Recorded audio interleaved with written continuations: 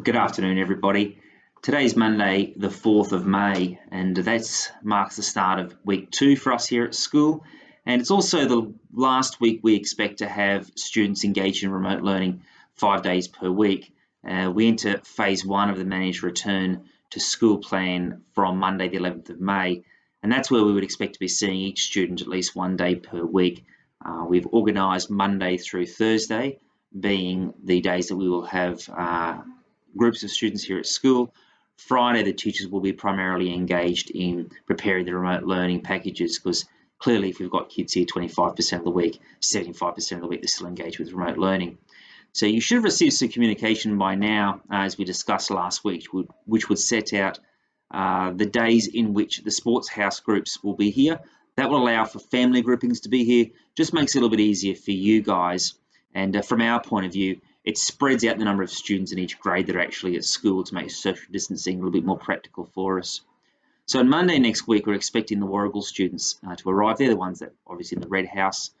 Dewby will be here Tuesday, being yellow, Burra on Wednesday, and Cooler on Thursday. There's a slightly different arrangement in place for the support unit, but the teachers would have spoken with the support unit parents, and preschool has a slightly different arrangement as well. As I said last week, we did have to assign a house for the preschool students, which we've never done before, and that wasn't quite as simple as we thought. So Jackie's having to make some final adjustments, and she'll be on the phone to the parents to have a chat about that. If you've not received those letters from me, you're not really sure what the plan is, have a chat with the teachers when they call. So teachers are still calling home twice a week. Ask the question when you call, or alternately, the school office is answering the phone. One of the big things for us to really monitor here at school, in addition to having the student groupings come in, is how adults are going to use the school site. So I'm saying in the video, make sure you're calling the office, and that's because we really don't want to have a lot of people here doing face-to-face inquiries. We have telephone, and we have an email service which works quite well for us. And the other thing is we're asking everyone to do a kiss and drop at the gate. So every morning there will be a teacher on duty on the gate, and we will send the students through where they can be collected by the teachers, and they'll head off to class as if it's a rainy weather sort of day.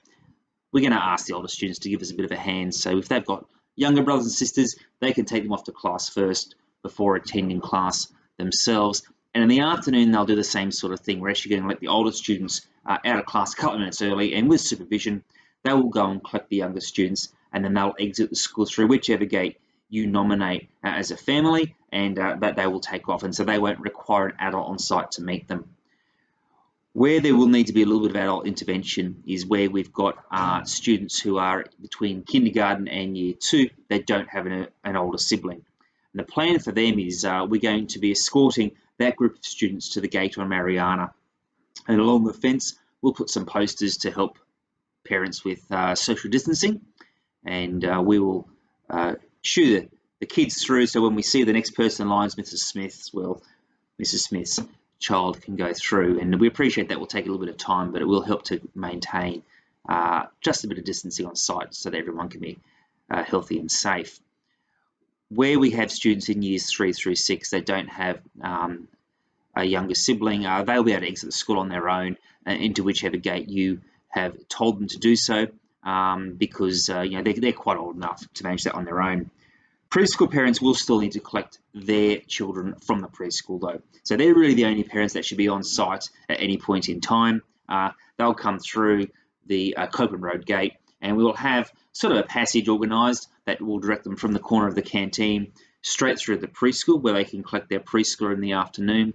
And we will arrange for the siblings of preschoolers to be down there in the afternoon as well. So they'll be able to collect the preschooler, come back outside into the courtyard between my room and the preschool, collect the older kids, and then leave the school site fairly smartly. And on a given day, that might only impact, say, 5 families. It should be a fairly small number. We're not quite sure how long we're going to be in phase 1, being the 25% attendance model, but we know that we do ramp up to phase 2, which is 2 days per week. But we know the government's assessing what's going on, and we'll be monitoring our school processes just to see what works and what doesn't, and to continue to refine them, because as you'd appreciate, this is something that we've not tried before. We're kind of reinventing the wheel, but that's okay. That's okay. Now, if you're not sure of any of those plans, as I said before, do call the office and we will sort you out. The other thing that we have to get ourselves a bit organised for is Mother's Day. So in a traditional week here at school leading up to Mother's Day, we would have a barbecue or a breakfast. In fact, this year our plan really had been for us to have a Mother's Day morning tea. We were going to have jams and scones and all sorts of things like that in the classroom with a teacher rather than under Area 5. However, it's not going to work this time, and we're not going to be able to provide the same level of support we do with a stall either. That's going to have to be deferred until next year.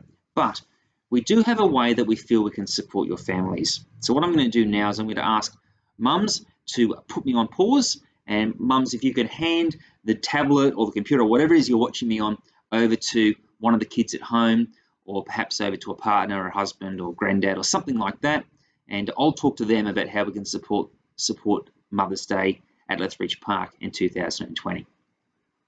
Okay, everybody, the mums should have gone by now. This is what we're going to do.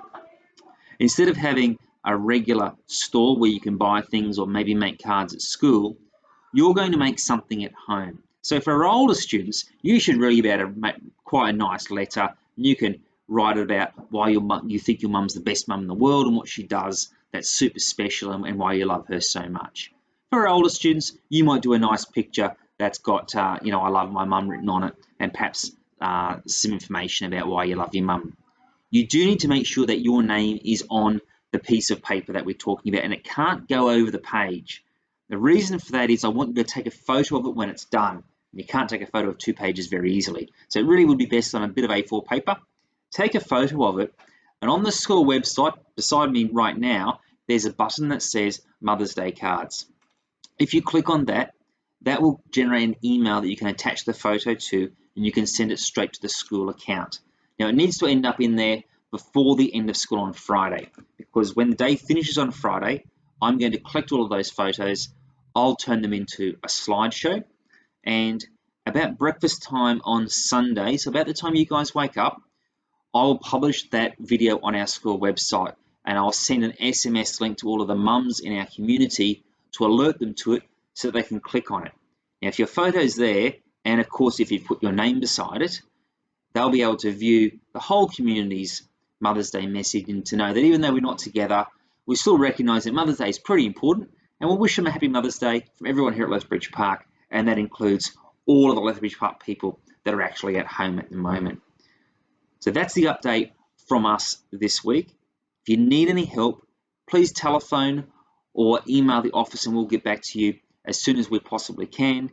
All the information should have been emailed home for you last week and is included kind of in this video, but also in last week's video, and we have a print version on the school's website. Thanks so much, everyone.